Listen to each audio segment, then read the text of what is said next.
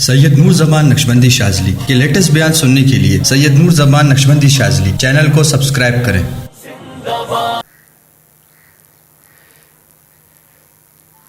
تو جب وہ فضیلت کے قائل ہے تو امیر معاویہ بھی فضیلت کے قائل ہے۔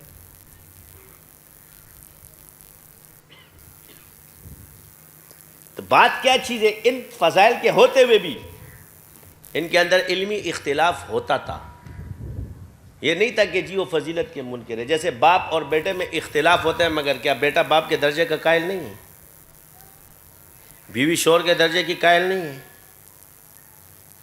ماں باپ بیٹا چچا بھتیجا استاد شاگرد، اس کو جہالت سمجھنا اور جہالت کے طور پہ نیگیٹیوٹی کے طور پہ پیش کر کے، مثال کے طور پہ اب یہ آ جائے، یہ جو رافضی حضرت علی رضی اللہ عنہ ائمہ اہل بیت کے نام پہ جو منجن بیچ رہا ہے،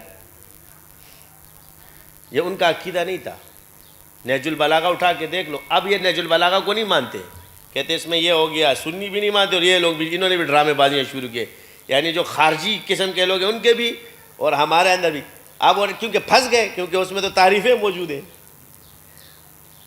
اب جرح ہوئی ہے حضرت علی کی طرف سے، تو وہ تو جرح و تعدیل میں ہم لے رہے ہیں، مگر آگے بھی جو صحابی ہے وہ عدول میں سے، لہذا جرح نہیں مانی جاتی۔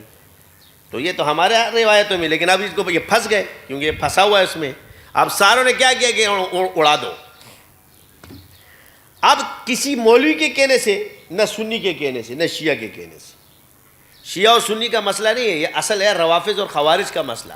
یہ میں تمہیں آج بتا دوں، یہ ڈرامے بازیاں جو تم لوگوں میں چل رہی ہے، اس چیز کو سمجھو، اصل روافض اور خوارج کا مسئلہ ہے سبائیوں کا، اور ان دونوں نے پناہیں لے لیے۔ اگر ہم ان اعتقادیات پہ یہ کہتے کہ یہ شیعوں کے عقائد نہیں ہے تو یہ مسئلہ اتنا نہ بگڑتا، وہ قوم ختم ہو جاتی، لیکن ہم نے اسی قوم کو شیعہ بول دیا، جس کی وجہ سے نقصان ہوا۔ اور یہ کب سے چلا آ رہا ہے، اس کی وجہ کیا ہے کہ ان کو یہ رستہ کیوں ملا؟ اس لیے کہ شیعہ سنی کے جو روایت ہے وہ ایک قسم کی ہے، اور انہوں نے اہل سنت کا رخ کر لیا ہے، اس طرف تھے، یہ والا بارڈر خالی چھوڑا، انہوں نے اپنا نامہ، تو یہ جابر جوفی صاحب سے بھی شروع ہوتا ہوا چلتا ہوا آ رہا ہے، لیکن وہ بیچارہ تو اتنا بگڑا ہوا نہیں تھا جتنے بگڑے ہوئے یہ۔ ان سے بھی میں اس کو اڑا دوں گا کہ تم رافضی سے بھی خارج ہے یہ بندہ۔ دلیل میرے پاس پڑی ہے، مگر ابھی میں سنتا جا رہا ہوں کہ لوگ کتنے مولوی مارکیٹ میں آ رہے ہیں، بعد میں ہم آئیں گے۔ وہ بچے کو سکھا کے بھیجوں گا، بولوں گا چلیے یہ سوالات کر لے، بس یہ اس کے جوابات ہیں، یہ وہیں چھپ ہو جائے گا، اپنی توجیہات پیش کرے گا، اڑ جائے گا۔ اس کو توجیہ بیان کرنے کسی کو مت، جو بندہ حدیث پیش کرے اس کی توجیہ نہیں سنی جائے گی، اسی کو اجتہاد کہتے ہیں، کیونکہ پہلے اصول 4 پیش کرے گا تو تب آگے جائے گا۔ جب وہ 2 اصول پیش کرے گا تو پھر وہ تیسری بات نہیں کر سکتا، وہ 2 باتیں کرے گا۔ اشتیاق احمد کی 2 باتیں